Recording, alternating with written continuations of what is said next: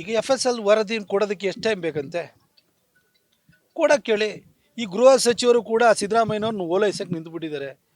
ಅವರು ಸುಳ್ಳು ಹೇಳೋ ಅಂಥದ್ದನ್ನು ಅಭ್ಯಾಸ ಮಾಡ್ಕೊಂಡ್ಬಿಟ್ಟಿದ್ದಾರೆ. ನನ್ನ ತಮ್ಮನ ಪ್ರಕರಣದಲ್ಲೂ ಕೂಡ ಅವರು ಕೂಡ ಇದೇ ಥರ ಹೇಳಿದರು.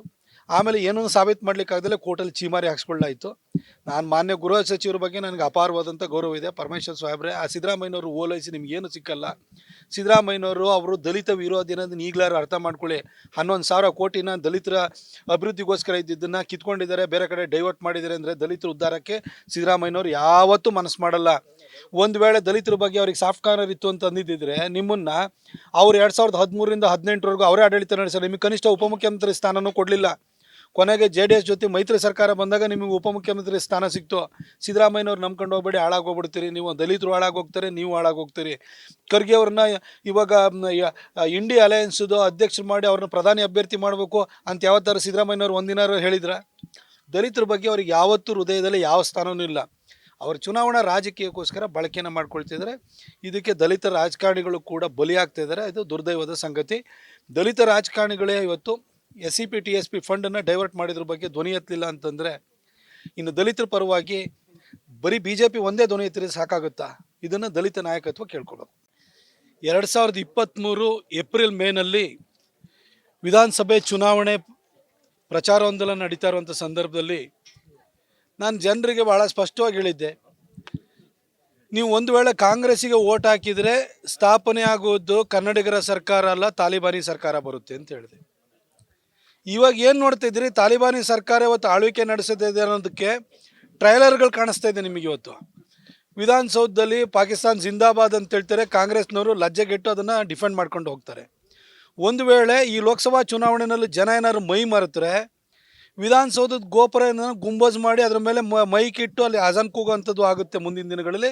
ಕರ್ನಾಟಕ ಜನ ಎಚ್ಚರಿಕೆಯಿಂದ ಇರಬೇಕು. ಹಾಗೆ ಹಿಂದೂ ಕಾರ್ಯಕರ್ತರನ್ನು ಟಾರ್ಗೆಟ್ ಮಾಡುವಂಥದ್ದು ಇದೇನು ಹೊಸ ಸಂಗತಿ ಅಲ್ಲ. ಕಾಂಗ್ರೆಸ್ ಹಿಂದೆ 2013ರಿಂದ 18ರಲ್ಲಿ ಅಧಿಕಾರದಲ್ಲಿ ಇರಬೇಕಾದ್ರೂ ನಮ್ಮ ಕೊಡಗಿನಲ್ಲಿ ಮಹಿಳೆಯರ ಮೇಲೂ ಕೂಡ ರೌಡಿ ಶೀಟನ್ನು ಓಪನ್ ಮಾಡಿದರು.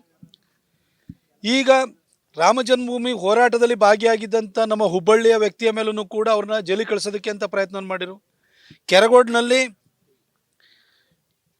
ರಾಮನ ಧ್ವಜವನ್ನು ಹಾರಿಸಿದ್ದೇನಿತ್ತು, ಹನುಮಾನ್ ಧ್ವಜ ಹಾರಿಸಿದ್ರು, ಅದನ್ನು ಇಳಿಸುವಂಥ ಕೆಲಸವನ್ನು ಮಾಡಿದರು.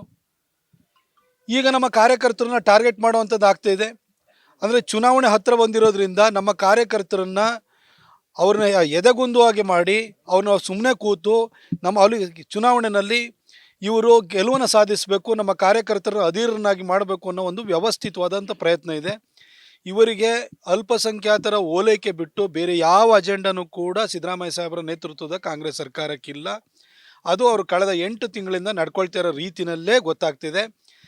ದಲಿತರು ಇವರಿಗೆ ಓಟ್ ಹಾಕಿದ್ರು ಅಂಥ ದಲಿತರ ಶ್ರೇಯೋಭಿವೃದ್ಧಿಗೋಸ್ಕರ ಇರಬೇಕಾದಂತಹ ಸ್ಪೆಷಲ್ ಕಾಂಪೊನೆಂಟ್ ಪ್ರೋಗ್ರಾಮ್ ಏನಿತ್ತು, SCP ಇರ್ಬೋದು, TSP ಟ್ರೈಬಲ್ ಸಪ್ಲಾನ್ ಇರ್ಬೋದು, ಈ ದುಡ್ಡನ್ನು 11,000 ಕೋಟಿಯನ್ನು ಕೂಡ ಬೇರೆ ಕಡೆಗೆ ಡೈವರ್ಟ್ ಮಾಡ್ತಾರೆ ಅಂತಂದರೆ ಒಂದು ಹಿಂದೂ ವಿರೋಧಿ, ದಲಿತ ವಿರೋಧಿ ಸರ್ಕಾರ ಇವತ್ತು ಕರ್ನಾಟಕದಲ್ಲಿ ಆಳ್ವಿಕೆ ನಡೆಸ್ತಾ ಇದೆ.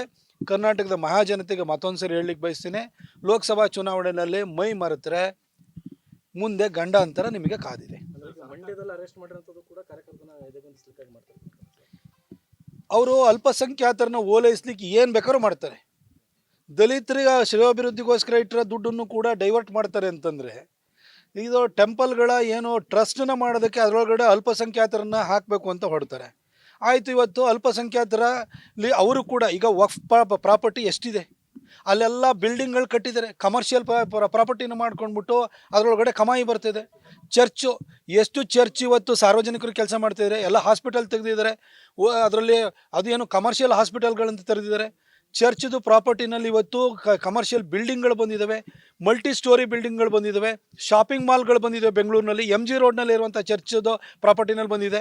ಅದಕ್ಕೆ ಯಾಕೆ ಟ್ಯಾಕ್ಸ್ ಹಾಕಲ್ಲ? ಇವಾಗ ಅದನ್ನು ಯಾಕೆ ಕಂಟ್ರೋಲಿಗೆ ತೊಡಲ್ಲ? ಅವರ ರೆವಿನ್ಯೂನ ಯಾಕೆ ನಾವು ನಮ್ಮ ಹಿಂದೂ ದೇವಾಲಯಗಳ ಮೇಲೆ 10% 20% ಟ್ಯಾಕ್ಸ್ ಹಾಕ್ತೀವಿ?